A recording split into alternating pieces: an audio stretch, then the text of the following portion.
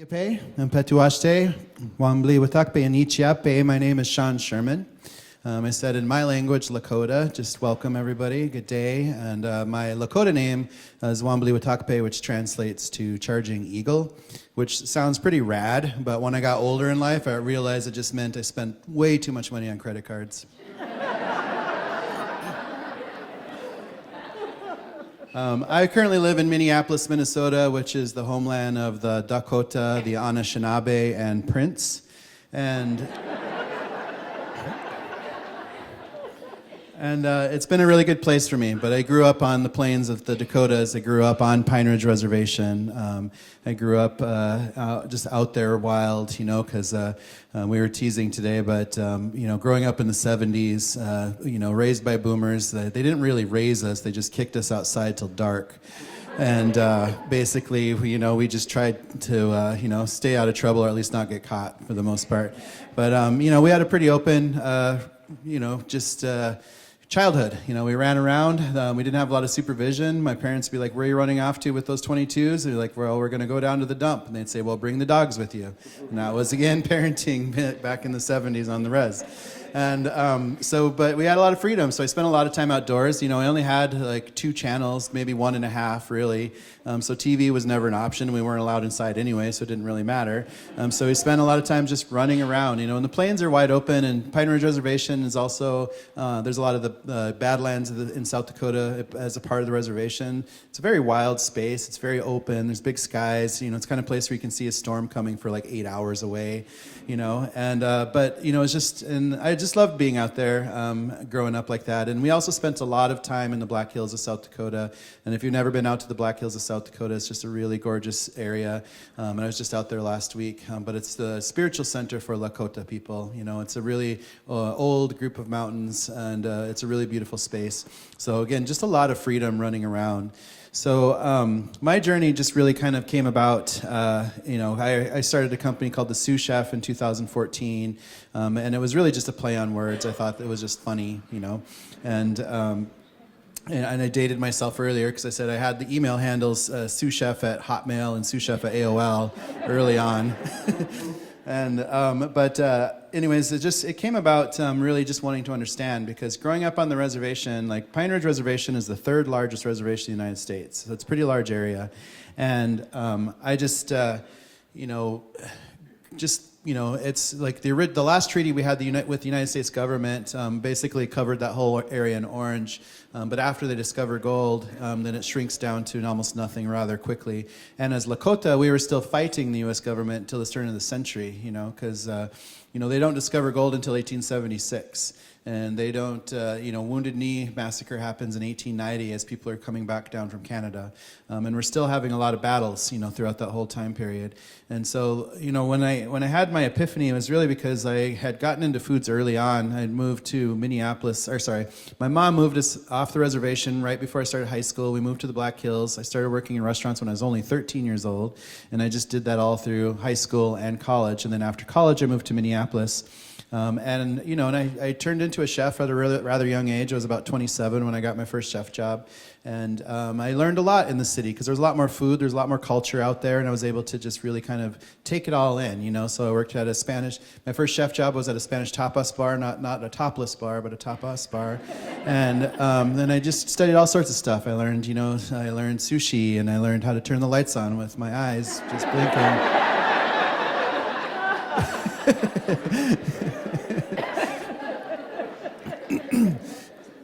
And, but it was a few years into that chef career that I realized the complete absence of anything Lakota, anything out there that spoke to my culture and my tribe. And I had been studying food from all over the world, because I learned all this stuff. I dug into Japanese history of food. I learned about North African and West African foods. I learned about all sorts of European foods. I could name hundreds of European recipes off the top of my head, in European languages even. And still, like when I realized that I didn't know anything about Lakota food, it was really striking to me, because I'd been searching like what to do next. And so I started just thinking about that, and trying to understand what are native foods, what are indigenous foods, and why don't we have it out there? And, so as I was thinking, I was teased that I couldn't just go online and order Joy of Native American Cooking because it didn't exist back then. And and I just knew that what I grew up with, that there was more to it. I knew that Jello molds weren't native. I knew that, there was just a lot of things that I grew up with in my past that just weren't a part of what I knew would have been my ancestral foods, and I just wanted to know what happened to my ancestral foods. And so it sent me on a journey to try and understand and try to learn. So, what's the best way to find out something that's so broken and lost when ChatGPT doesn't exist, right? So I had to really dig in deep. I talked to a lot of elders, but a lot of my family who grew up their entire lives on the reservation also had to go through a lot of assimilation, and they lost a lot of information too, because reservations have been segregated communities from the get-go, and where our education is determined by outside forces, our food systems are determined by outside forces, and we've lost a lot because of those situations. And some tribes have retained a lot of culture, some tribes have lost a lot of culture, and it was kind of all over the board, And so I just really started focusing on what are pre-colonial foods, what was foods before other influences came on.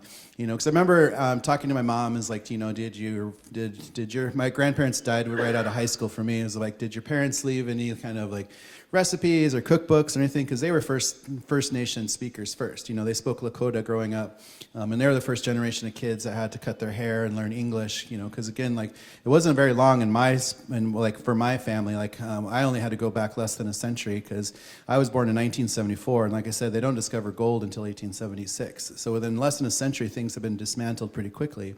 So I was just looking at my great-grandfather's generation, and that was basically trying to understand. So when I was asking my mom, my mom's like, oh yeah, I've got this wonderful little cookbook you can have. It's on, Lakota foods.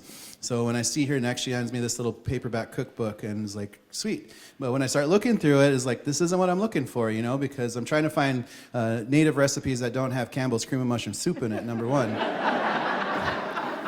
And, and my mom's like, well, that's what we have. That's what we grew up with. It's like, well, I'm looking for something deeper than that, And so I just kept searching. And, and for me, like right out of high school, I worked for the U.S. Forest Service, and my job was a field surveyor. So I had to learn all the names of the trees and the plants in the northern Black Hills and do a survey for them.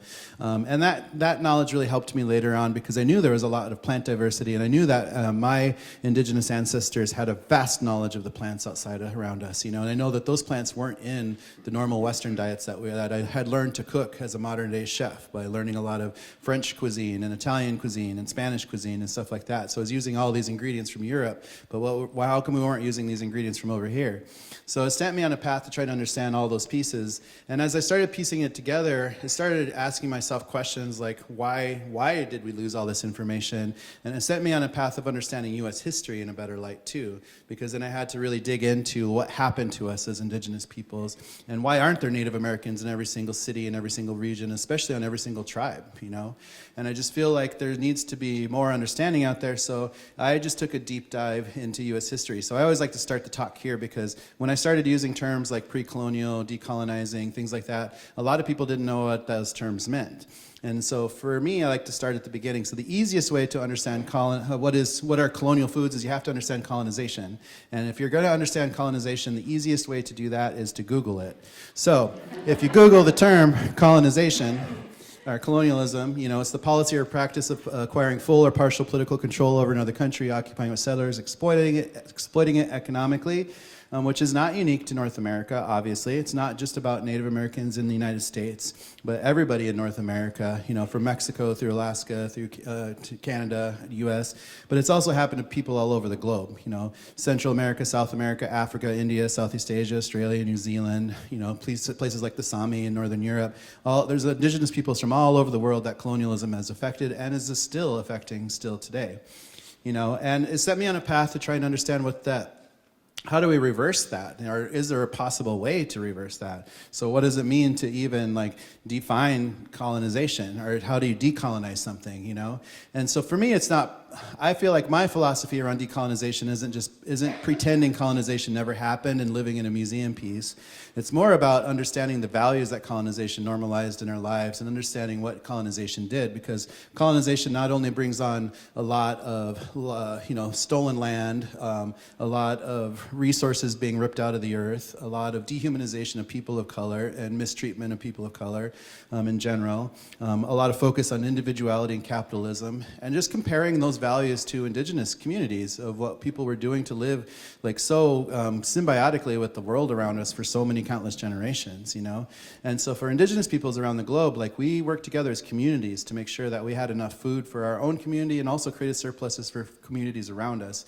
And that education was such an important part of our upbringing, you know, because we started teaching our youth as soon as they, as small as they could be, you know, and throughout our whole lives we're learning about how to learn to be closer with the earth, you know, to understand how the plants can give us so much knowledge, and a lot of our traditions and songs and all these things that pass down to us, and you know, it's just also understanding the disruption that colonization have had to us and so many people, especially Black and Indigenous in America, because it's really important to understand those histories of what really happened to us, you know.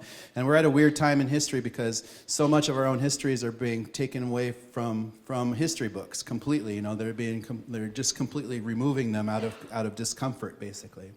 So for me, I like to focus on American colonization because we don't talk about it that much, but America is a really young situation in human history. You know, the concept of America, you know, it doesn't really officially start until the late 1700s, of course, you know. And if you look at that time period, like, you know, around the year 1800 even, we're still basically the 13 colonies hugged up against the East Coast, where Ohio is the western frontier at this time period in history.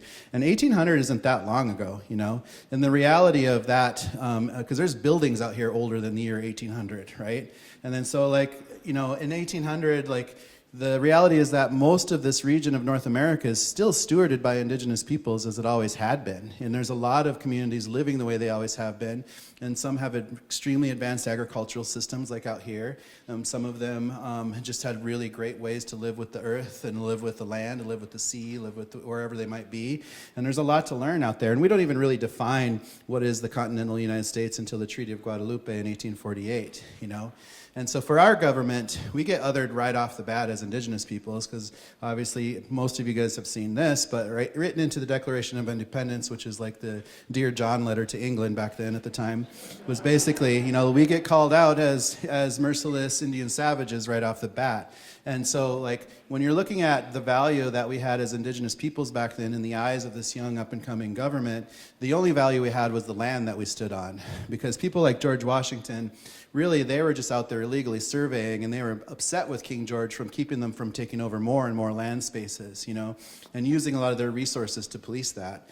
So that's a big reason why they broke up with England, is because they wanted to expand. They wanted to take over more and more and more land, because they knew that if they could remove the indigenous peoples off these land spaces, then they could take it over, they could commodify it, they could place ownership on it, and they could make a crap ton of money, which is exactly what they do.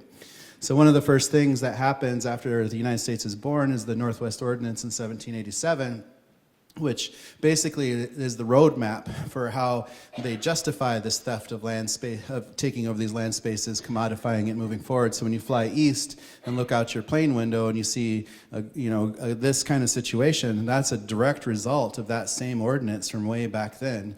You know, and this really sets the tone for American colonization, because it really changes things.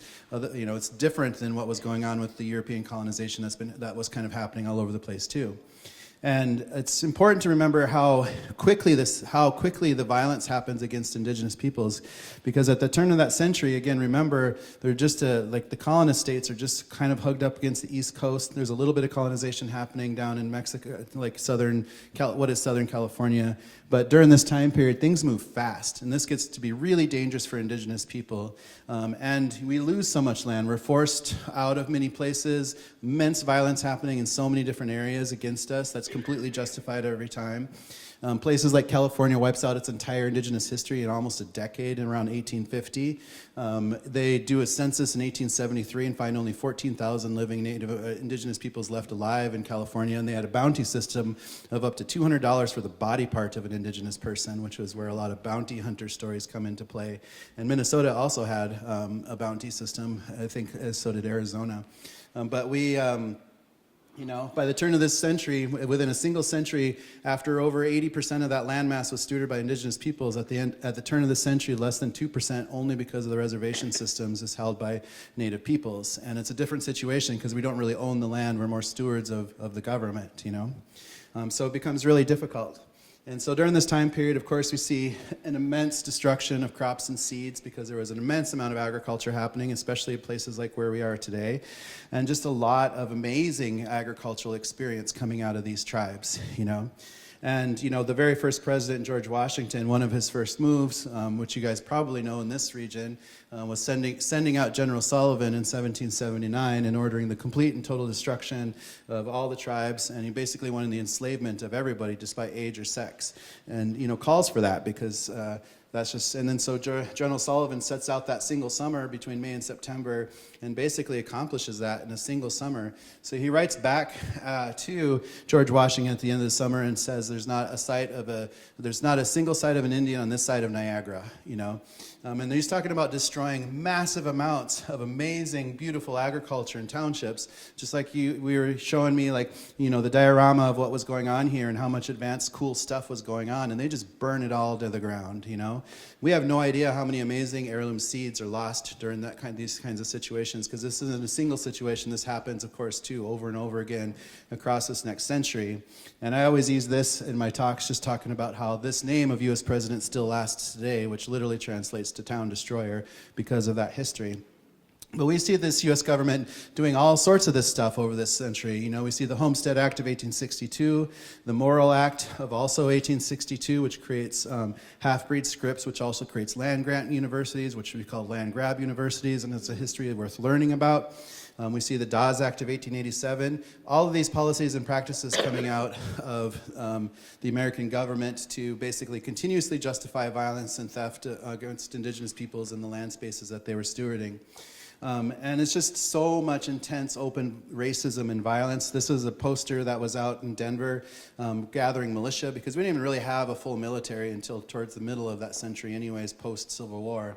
And so most of our military was all militia-based, where people were either forced to join up or coerced to join up. But things like this, where they just say, you know, this company will be entitled to all horses and other plunder taken from the Indians. And the Sand Creek Massacre that happened shortly after that is really horrific, but it's one of many that happens during the middle of the century. And so we just see so much loss of our own food access happening during this time. Our whole world is changing for almost all Native peoples during this time period in history.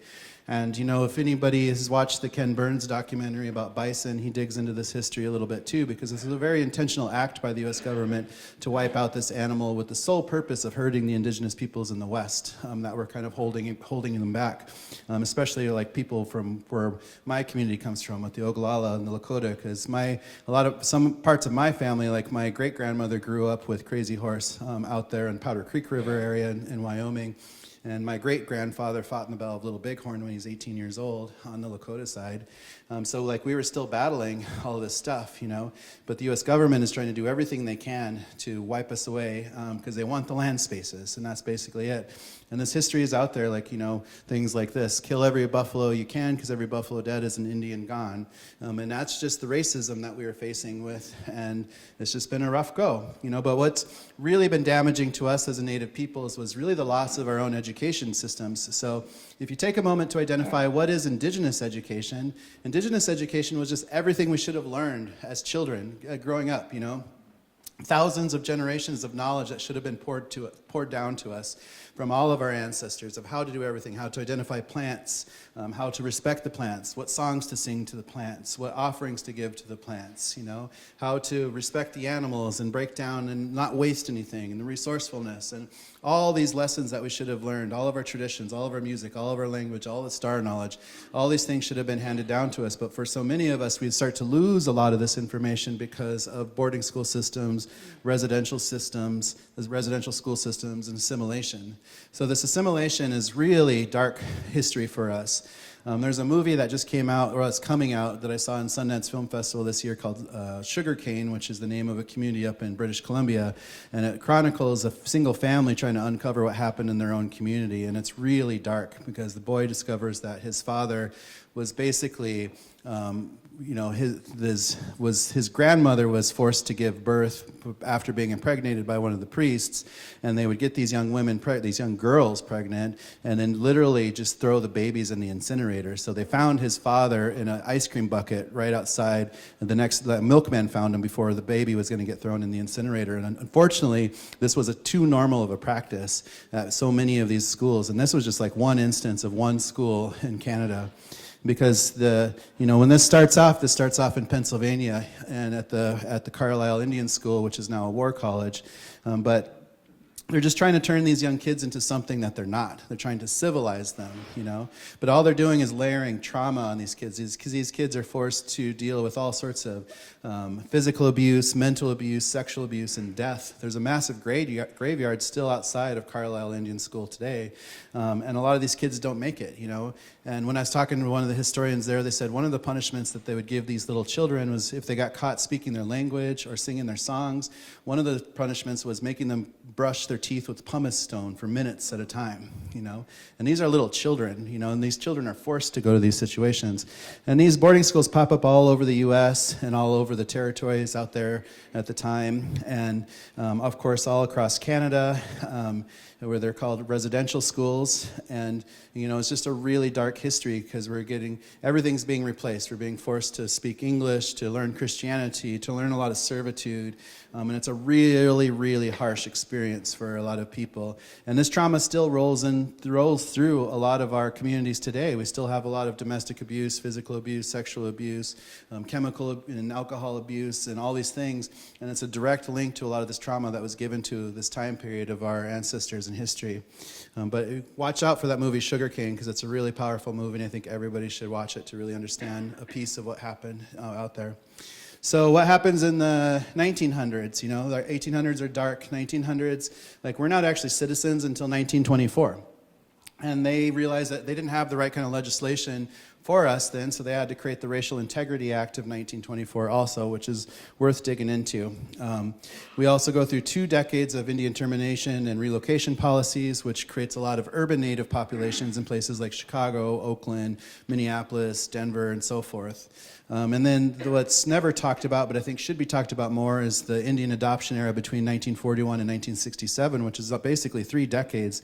And the statistic is during this 3 decades, 1 out of 3 Native children are taken from their communities and put into non-Native homes, which is just another form of cultural genocide, because it's really hard for these children to reconnect with their community if they ever find out where they came from, And it's just dark, and we can't vote like a lot of people of color until 1965.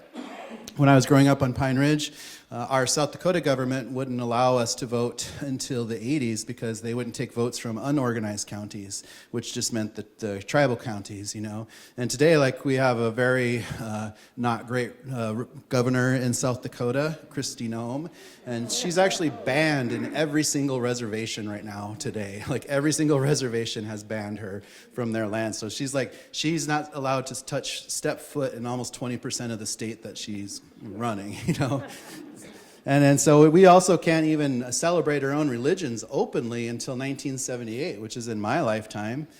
For a country that's gone on about freedom of religion as kind of the part of the foundation of everything, just never applied to the first peoples here in this country, And so what about post-colonial Native America? Because as a chef, I get always press questions, you grew up on a reservation, what did you grow up eating? Because they want to hear that cool story where it'd be get up in the morning, fashion a club, take out an elk, make a big rabbit stew, grab a bunch of things. But that's not reality, because I grew up in a colonized state. I grew up in a segregated colonized state called a reservation. And I grew up with commodity foods, and it's not the fancy fresh foods in the front of that picture. It's all this canned food with government milk, government powdered milk, and things like beef with juices and pork with juices, and it's that with juices that really sells that product, right? So like we were taken from our foods because food is power. That was intentional. That they took that power away from us, right? But that's why we have to understand, like, how can we go backwards? How can we reclaim the power of food for ourselves and for our communities? And I feel like we can utilize Native American communities to really showcase that that's still possible today, because a lot of us have the ability to rewrite some food laws if we need to make sure we can start to bring in a lot of our own foods, utilize a lot of the animals and things. So the philosophy that I utilized when I started my company to showcase indigenous foods, I basically just cut out colonial foods. I cut out things that Europeans brought over. So there's no dairy, no wheat product, no cane sugar, no beef, no pork, no chicken, no ranch dressing, and we're able to really pull it off well, and I don't have to call myself a health food restaurant, but everything we serve is really healthy. And I basically just wanted to do food through a non-Eurocentric viewpoint and a lens. I wanted to say, how could we do this in a native perspective, right? So that's why I do this talk a lot, is just sharing a lot of that perspective, because understanding indigenous food systems is really an understanding of diversity. Because if you look at North America is extremely diverse. We've got everything: mountains, deserts, coastal regions. We've got Arctic and tropic. There's a lot of stuff going on. There's a lot of plants out there. There's a lot of animals out there, and a lot of indigenous peoples out there.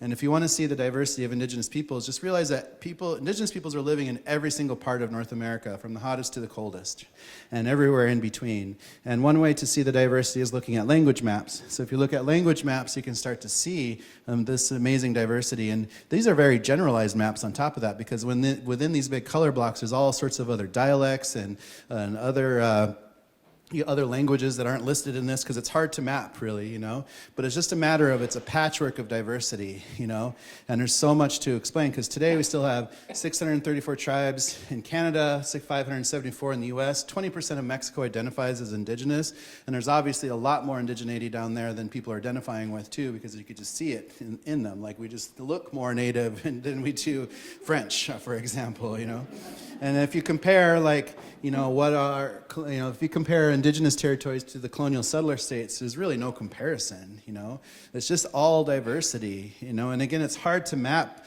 We don't really have any straight lines when it comes to indigenous territories. It's just that we're a patchwork of diversity that's out there, right? And it doesn't matter who's speaking Spanish, English, or French, because those are all European languages. Those are all foreign languages to this land space, We're speaking a foreign language right now on this land space.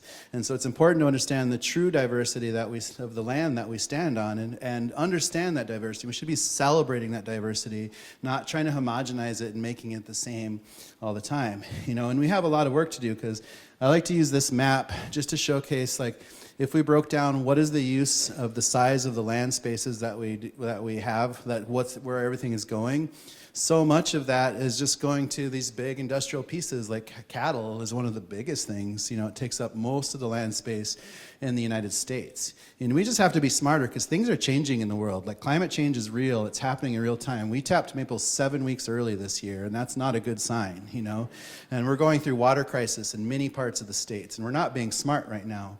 So that's why we really need to focus on, how do we reconnect with the land? How do we reconnect with peoples who have lived here for countless generations, who know how to be symbiotic with the land? That's why it's really important to think about indigenous-focused education, because our European education system has failed us, really, Especially if we're allowing politicians to wipe away Black and indigenous histories completely just because of comfort. Like, we have a lot of work to do, and I always tease that most of our kids can name more Kardashians than they can tree species, because we just have a lot of situations to think about when it comes to it. So when we're looking at indigenous knowledge, it's vast. It's about wild foods, permaculture, agriculture, seed saving, seasonal lifestyles, ethno-oceanography, hunting, fishing, whole animal butchery, mycology, salt, sugar, fat productions, crafting, land stewardship, cooking techniques, indigenous metallurgy, history, star knowledge, traditional medicines, food preservation, fermentation, nutrition, health, spirituality, gender roles. There's so many pieces that fall into our own education that we can be focused on to really learn so much more about land, about culture, about history, So let's talk about food. Food is for me, food is a universal language. Everybody needs food every day, and it's something that we can all connect with, And proteins are the easy one, because literally anything moving can be food if you want it to be. I don't advise eating everything you see, but pretty much everything is out there. And we do learn in history books how Native Americans can utilize all parts of the bison in a very generalized lesson plan, right? But, it's true because we didn't have the privilege to be wasteful. We had to be resourceful, and that resourceful was one of our education lessons that was passed down to us for countless generations. But we didn't use it with just a bison. We used it with any animal and with all of everything that we were processing, whether it's corn, whether it was wild foods, whatever. We just figured out a use of everything because we had countless generations behind us teaching us what to do with everything and how to be resourceful and not wasteful and how to use all this stuff, right? And we shouldn't be afraid of animals if it's not a cow, a pig, or a chicken. Those animals didn't even exist on this continent not that long ago in human history. And there's a lot more out there that we could really be focused on and things, because obviously there's lots of coastal foods and seafoods and shellfish and even insects. Because I was just down in Oaxaca, and it's so normal. There's probably 7 different insects that are so typical all around in all the markets, And it's just you can make things taste good, and it's fine. But for me, plant knowledge is really where it's at. That's where I kind of connected when I started digging, because I didn't have ChatGPT to ask, so I had to dig in deep. But because I had that education of understanding the names of plants and some of the usages of them, I knew that there was so much more. So I just started digging into ethnobotanical histories and just really looking at what different groups were utilizing in different parts of North America, and just really connecting with that, because plants give us everything. It's food, it's medicine, it's crafting, it's lodging. You can build clothes, you can build lodging, tools, weapons, whatever it might be. There's all sorts of cool stuff you can do with plants, and that's a huge part of our education, was understanding how to harvest, when to harvest, which parts to harvest, what to use for what. And there's so much knowledge there, because if you just stop calling everything a weed, because that just means you don't know what it is, take the time to learn the names of things. Everything has a purpose, maybe not ticks, but most everything else has a purpose.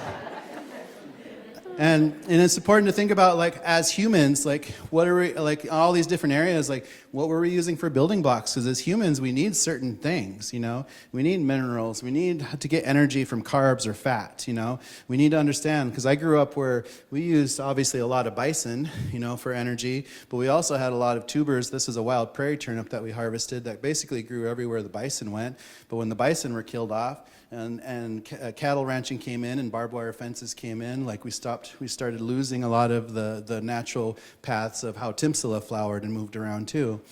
You have camas root in the Pacific Northwest. I live in Minnesota today, where we have true wild rice, which is not like the black rice you find at the grocery stores, but the stuff that actually grows out there on the water, and it's beautiful and it's completely different. And just that knowledge of sea plants in general, which if you're by coastal areas, there's a whole other food source out there outside the land spaces, that indigenous peoples have been utilizing for countless generations.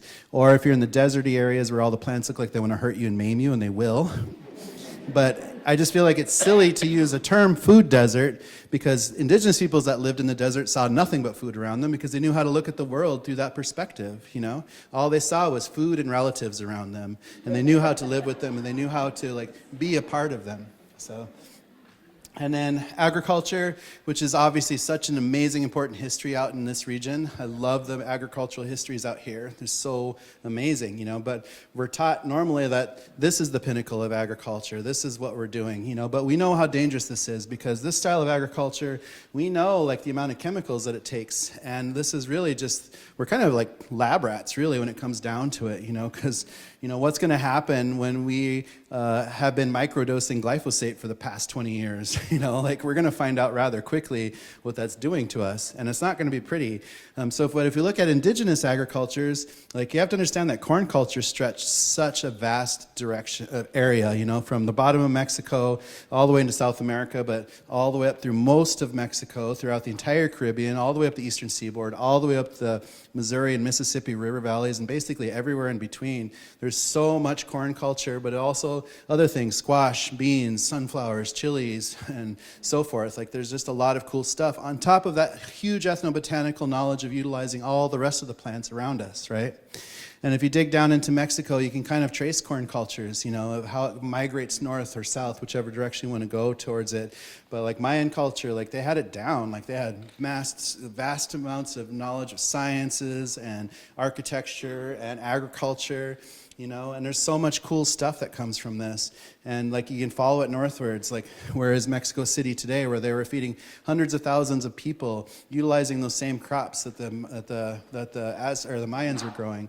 Or here's a Zuni farm in New Mexico, where they figured out how to do this in the middle of the desert, and how to irrigate that, and how to grow crops that were more drought resistant and heat resistant, and still figure it out to be able to do it for a few thousand years, And you get out here where you have more of these mound systems, but there's so many vast ways of growing these agricultural systems, because we were diverse. There was not just one way, And where I grew up in the Dakotas,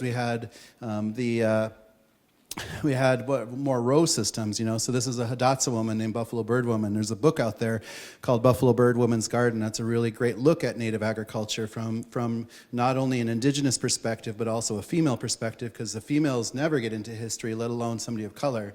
So it's a really great look at how they were doing things before European situations kind of changed things for them, But it's important to realize that all of these amazing, vast, diverse corns come from very specific cultures, comes from very specific people, have very specific stories that they carry. And we need to do everything we can to keep these seeds in the hands of indigenous peoples, because those big GMO farms and seed companies and chemical companies want to trademark all of them for their own, because it's power. They want to control your food, And that's a big part of what's going on with that situation. But we have to allow indigenous peoples to carry the stories. They know the stories that they're connected to these pieces. Which is what this museum does a really good job of storytelling, And we have to continue to just protect that biodiversity, because nobody else is going to. So we should all be standing up for allowing indigenous peoples to be the true protectors of a lot of these indigenous seeds that come from these really beautiful areas, because there's just a lot of amazing diversity out there that needs to be protected, because it is in danger today.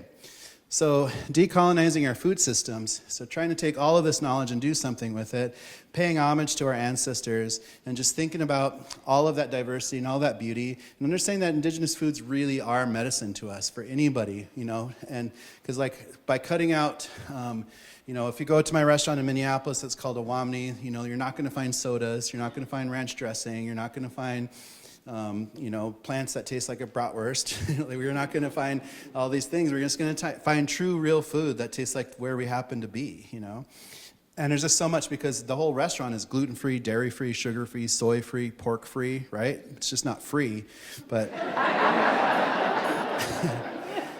But there's a lot of benefit to an indigenous diet, because we have a lot of healthy fats, an immense amount of diverse proteins and low carbs, low salts, immense plant diversity, organic agriculture, and it just celebrates a lot of cultural and regional diversities and regional and seasonal-based food systems and community-based food systems, So there's a lot of benefits to understanding why indigenous diets, especially in North America, could be really good for us. So when I started out, we just started going outside, and teaching people, especially the team that we were working with, how to identify things, because we live in a world where you just take your little smart computer and snap a photo of it, and I'll tell you what it is to pretty high accuracy. It's not like we can't learn. It's right there in front of us, And there's just so much, but it's also learning how plants work so you don't destroy communities of plants, and, it's just starting to see the world differently and seeing nothing but food all around us, and taking the time to make our own spices. We don't need our grandmother's passed down spice rack, because who knows when that stuff was grown. I don't need dried basil from 1957, But we can make food taste like where we happen to be, So I just as chefs, we get to experiment and play, have fun with our food. I'm not trying to create a museum piece. I'm trying to showcase what we can do moving forward, right? We can create anything we want to moving forward. And as chefs, you get to have that expression, but have intention with it. So we just try to use indigenous products first, and we try to showcase food of places where we might be. This is a picture of white cedar, rabbit, cranberries, wild rice, maple. And you can literally stand in one spot in the Great Lakes regions and look around and see all those ingredients right there around you, And you can start to think about making food taste like where you happen to live and where you happen to be, and featuring the indigenous products first to really tell the story of where you got this food from, And keeping things simple, because it's that easy to just let food be what it wants to be. It doesn't have to be a hamburger all the time, So, and we just really want to, we want to see this really affect the communities the most, because a lot of times, growing up, we didn't have our healthy indigenous foods around us, We had lots of, chocolate cake and lots of Jell-O molds and all sorts of things, but we need to get indigenous foods into the communities, and that's a big part of this too. So we want to be able to just, make this normal. Like, we should see Native American restaurants everywhere, and we should see Native American foods in Native American communities constantly, not just for ceremonies, but everyday use, right? And we should be able to do that. There shouldn't be anything that keeps us from that, because this is how indigenous food sovereignty is possible. Because we need healthy food access, we need cultural food producers, we need regional food systems, we need local control, which means non-governmental control over food systems. We need access to indigenous education, and we need protection of the environment. And those are steps that it takes to get to taking that power back so we can control our own food, right? So the vision that we have is, oops, I doubled up on this, sorry. My nonprofit is called NATIFS, which is an acronym, North American Traditional Indigenous Food Systems. If you go into the nonprofit world, you're supposed to come up with acronyms, so I did my best. And our focus is really two main pillars. It's just creating access to indigenous foods and creating access to indigenous education. Because it's one thing if, I can hand somebody a couple pounds of dried corn, but will they know what to do with it? So we want to make sure the education is attached to that knowledge also. So what we built is a place called Indigenous Food Lab in Minneapolis, which is a place that we have really cool stuff going on. We have a market space that's featuring almost 50 indigenous producers right now and growing. We have a production kitchen that we double as a development space where we can co-pack and create more products. We have an indigenous education studio to create lots of videos, because this new generation, they're learning everything in 30-second video bites, So we want to use that language to be able to pass this education along to the next generation and just do as many videos as possible on indigenous-focused education. And we have our indigenous food service concept, so our restaurant is actually a part of the nonprofit, because the restaurant plays a really important role. Restaurants will not help with food relief or food access, but restaurants will do a lot, because restaurants create a lot of jobs, because we're able to maintain 100 employees throughout the whole year, and that number goes to 150 in the summertime for us. We're able to push a ton of money directly to indigenous food producers, because we prioritize purchasing from indigenous food producers first. It wouldn't make any sense to have a Native American restaurant if you bought everything from a Cisco, right?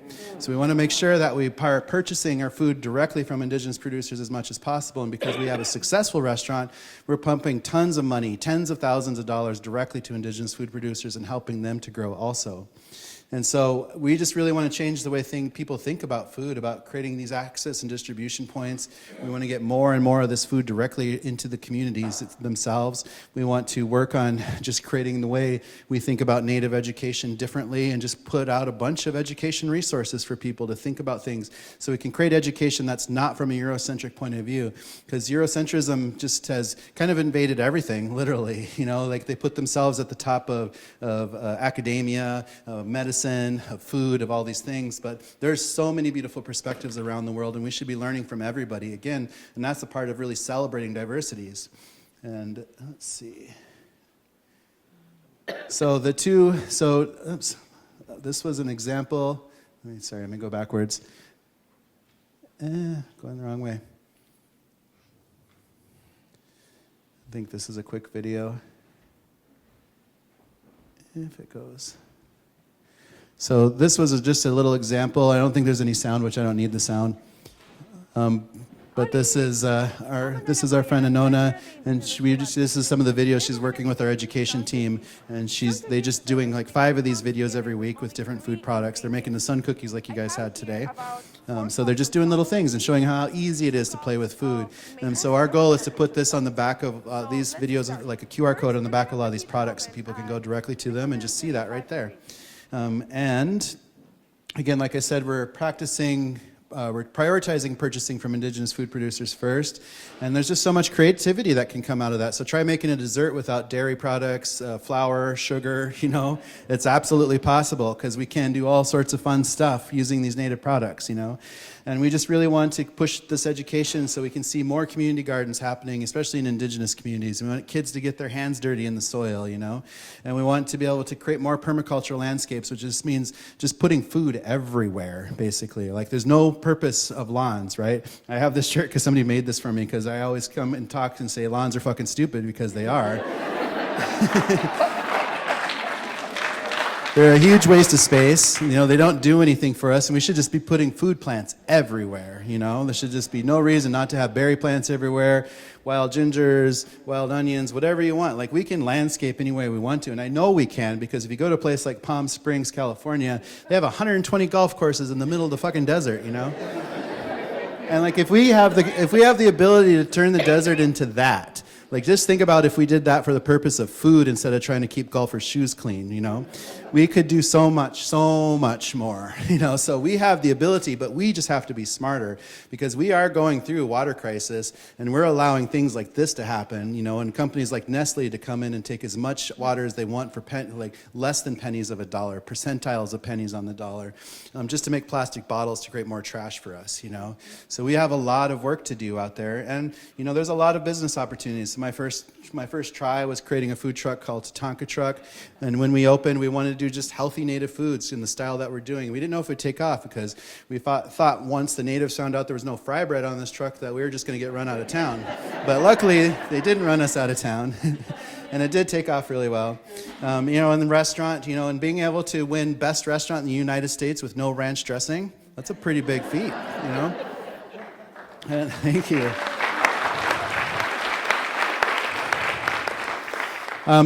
But there's just so much opportunity. So our plan is to open up what we've opened up in Minnesota. So we have the market space, the classroom, the production kitchen, and the restaurant. And we're rebuilding that everywhere. So I just got back from Montana yesterday, and we're starting to build there. And behind Montana, we're building in Anchorage. Behind Anchorage, we're building in Honolulu. We're building in Rapid City. We're looking at Oklahoma. We're looking at California. We want to find pinpoints on the East Coast. We want to create more and more regional center points to help tribal communities develop healthier food operations, to create more education access around that, to make distribution points happen everywhere, and just to be a support system that doesn't exist out there, and to really help empower Native communities, especially since that's our main focus, just to create those food dollars amongst themselves and keep those food dollars in their own communities, and create that food sovereignty that we really need to hold that power of food. Because if we control our food, we can control our destiny, just like our ancestors used to.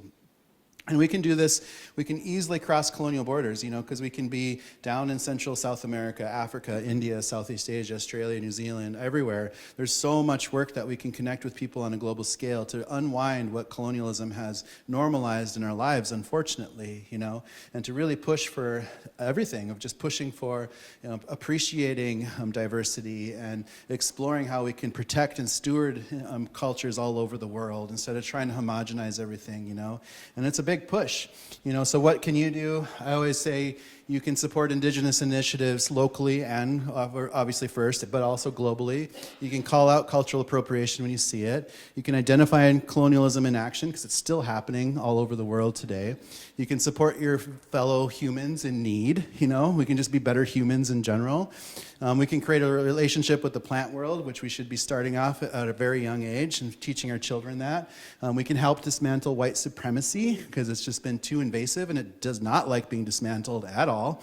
But we have to. And, we can obviously create much less trash by being a lot more resourceful. We can grow more food, and you can not vote for Trump, please.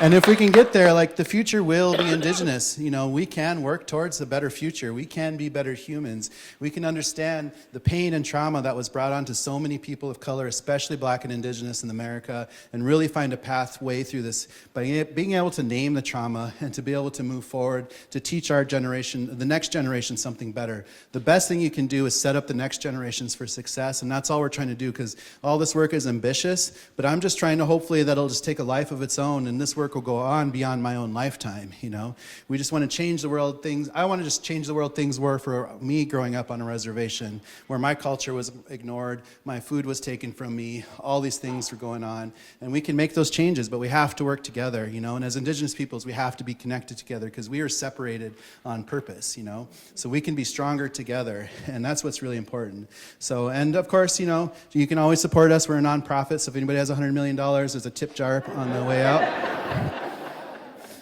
But that's my talk. Thank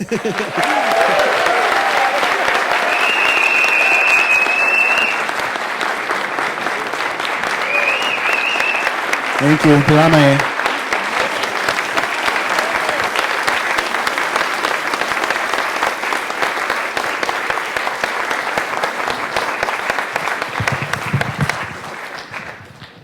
Don't see yet. Give him one more round of applause.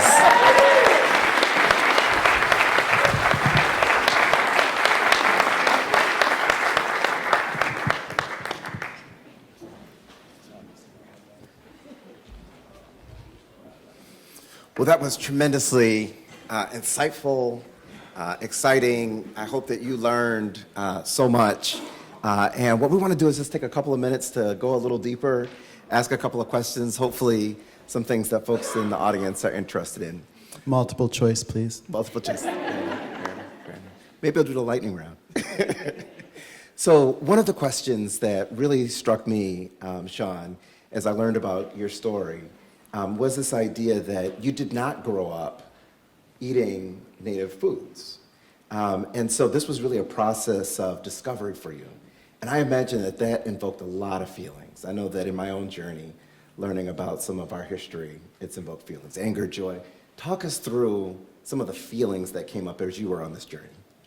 I mean, there's a lot, and a lot of people don't like change, so a lot of people are very stuck in their ways, people would argue that hot dog soup was native, but I would just, we have a lot of things, and, I just saw a different path, and I wanted to learn mostly out of curiosity, but I also just saw the need that was out there, so it became something different. I felt like once I found this path, I felt this path was trying to kind of pulling me down the river, and doors were opening, and I just had to stay on the path. So I feel really lucky to be in this spot, and I've tried really hard to keep the ego out of this too, because it would be easy to just go in that other direction where it becomes more about myself as a celebrity chef or something. I have no interest in that. I just want to change the way things are, and I see a path, and I see a vision, and I just want to help people for the next generation. Just how can we make things better moving forward, and how can we wake people up? I feel like we all have to be woken up a little bit when it comes to this. Even myself, like I realized when I was asleep the whole time, and then once I started to understand, I started to really be awake more. Yeah, it's fascinating how the idea of quote-unquote wokeness has been appropriated when in fact it really is about waking people up. I really also appreciate the fact that you do have a sense of vision and that you also have a sense of hope. Now, you identified throughout this talk some insanely large challenges. You talked about some of the corporations like Cisco and Aramark and General Mills and others that are huge corporations. How do you have a sense of hope in the face of what I feel like mountainous problems? I feel like, obviously they control a lot of land space, number one, and they're able to, because of the monies that they have, lobby a lot of money for their own purposes.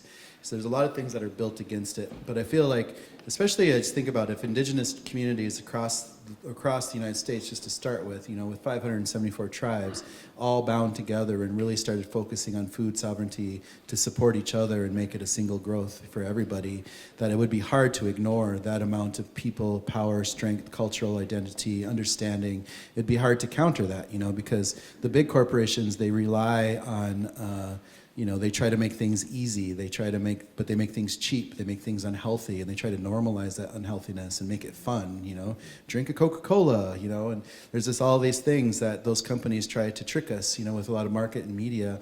But I feel like this new generation is really going to be a lot stronger because we're going to be able to give them the education that they need to really take this and run with this, really connect with this foods. But we're going to have to start to really working together as a whole. And I feel like the entire BIPOC community really needs to work together as a whole also to really dismantle what's really been built against us of trying to keep us into the workforce, force us to just live our lives in a capitalistic situation where we never have a path out of it, But if we all combine together, we can be stronger together, we can be stronger in voice, we can be stronger. We just have to change the way things are, And it's going to be a bit of a grind. It might not even happen in our lifetime, but we can start to set the foundation and the structure for that to happen in the future. I mean, it's an exciting prospect, I think, for all of us. I know one of the things that I was really struck by, as well as this idea that kind of the truth of good food is that when you eat it, you feel better. You mentioned that when we shared a meal earlier today, that even despite the marketing, despite all the fundamental truth is that when you eat good food, you feel better. And can you just talk with us a little bit more about why that's so important? I mean, I just think everybody should be able to experience that. I feel like, we're so used to going out to some place and having a 5,000 calorie hamburger, and I just feel like, we should just be, like, I feel like if you come to Awamni, I'm not trying to promote it per se, but you do feel good when you leave there, because again, it's just a really healthy diet. Like, I know there's been a couple people here that have been to Awamni, right, in the audience? So, like, you guys do feel pretty good when you leave there, right? Like, the food does do something to you, and because it doesn't feel like it's just sitting in your gut and your body hates you for a second, even though it tasted really good going down, But we can do better, and again, like, I feel like as a restaurateur, it was really, I feel responsible for the people that come in my restaurant. I want them to have healthy food. I want to show them creativity with healthy food, and I want them to know that by buying this food that's impacting others, it's because of how we're purchasing, and where we're getting this food from, and that we're being as intentional as we can along the way, and opening up a lot of discussions about diversity and non-diversity and privilege and all these things too. So there's just a lot that food can open up doors to, and so I feel really lucky to be in this position to use this experience I got in the restaurant world to turn it into something different. Yeah, I mean, I'm really grateful that you were able to make this choice not to make it about you. I mean, that's really an outstanding thing to have happen. And, winning the James Beard Awards, that is plural, folks.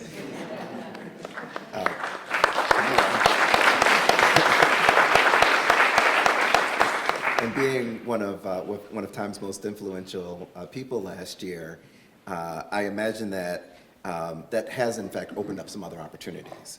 And so while you haven't made it about you, you have made it about the work. Talk about how those platforms are helping to create more opportunity for us to learn about Indigenous food. I think it's just raising a lot of awareness, and I try to use the platform as well as I can, and to use this opportunity to talk about things that can be unpleasant to hear sometimes, but it opens up this door, and we should all learn about history, of course, and I think it's just helping to clear a path for others that are coming in behind me, and I'm trying to set up a foundation to help them. Yeah. Because it's hard to open up a restaurant when you don't come from money and you don't have an uncle with $500,000 laying around, and it's or have ever been taught how to even utilize money, because like when I started the Sioux Chef, I had $3,000 in my pocket. My credit score is literally like 420, and that was a big hole to dig myself out of because I wasn't taught how to. I didn't grow up with money, Right.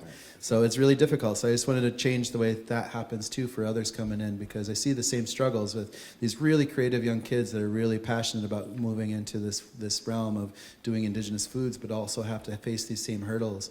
And I just want to help them like erase those hurdles for this next generation too. Yeah, I'm also really was really impacted by some of the ways that you reflected on history. One of the things I shared with you earlier that always strikes me as kind of funny is when I hear things presented as like new ideas that are actually like, maybe old ideas. In fact, I heard someone say old is the new, right? And so I was at a conference and someone said, regenerative economy is the new thing. And I was like, you mean like crop rotation or like, and in fact, you even said, I think that Indigenous cuisine is what the fad paleo diet wishes it could be, right? So just talk a little bit about this idea that this old wisdom still has so much import for us today. There's so much wisdom out there with Indigenous communities around the globe, because I've been lucky to work internationally and work with Indigenous peoples in Africa and India and in Australia and South America, and there's just so much wisdom that still sits out there, that people have just ignored or even demonized oftentimes, because, like, again, it was illegal to be a knowledge keeper of Indigenous peoples in the United States up until 1978, and especially like in my community, so many knowledge keepers would get thrown into prison or something, or just get locked away, if not, face death or violence, and so there's just there's so much that needs to come out of it, I feel like, and we should really start to see that, and we should figure out ways to steward Indigenous knowledge bases out there. And again, it's about celebrating this diversity and realizing, naming what colonialism did to us, I think is a huge step to that, especially as people of color. Absolutely. I was going to ask you what we should do, but you already gave us a really clear roadmap in terms of the next steps that we can take. Yeah, don't vote for Trump. Yeah. So I will ask you one other question, maybe to conclude, and that question is, to finish this sentence, you haven't lived unless you have tried what restaurant? I mean, I think we know restaurant. Unless you've tried what dish or what ingredient?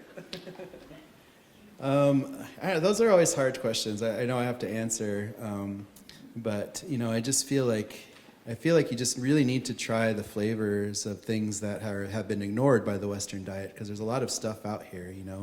We were talking about pawpaws that should be all over the place up here, for example, or American persimmon trees, which we don't see or celebrate either. There's just a lot of cool foods around us, So I feel like you should try to learn the names of some of the plant pieces around us. And you can start in your own backyard. Just go around and start naming the plants in your backyard. Just take your phone and find the names of them, Start building a roadmap there. And you have these beautiful education spaces where there's lots of knowledge out there about some of the plants around us, and a lot of knowledge keepers sharing this knowledge too. And it's easy for us to create a lot of that, because we did the same thing around our restaurant in Minneapolis, where the space that we're in is owned by the Minneapolis Park Board. And they were creating a brand new park, so when they created the park, we had them put only native plants back in that area, and then we created little placards that would show the Dakota name of the plant first, and then the English name, and then the descriptor of how this plant would be utilized. And you would find some of those plants on the menu, not from the park, because you can't control what's going on in the park, but the flavors and things would be there. Right. So I think I don't remember the whole question, but I would say try to learn the names of some plants and put that into your dishes. Terrific. And just try. There's a whole world out there that's been ignored here in North America. That's right. A whole new vista for us to explore. Thank you, Sean, for your just insightful perspective. And I really want to thank you for the audacity to hope and then to take action. And we live in a world where we are maybe, particularly in our community, really adept at maybe describing the problem, but really taking action, things that we can do together to make a difference. Thank you for that contribution. Thank you. Appreciate that.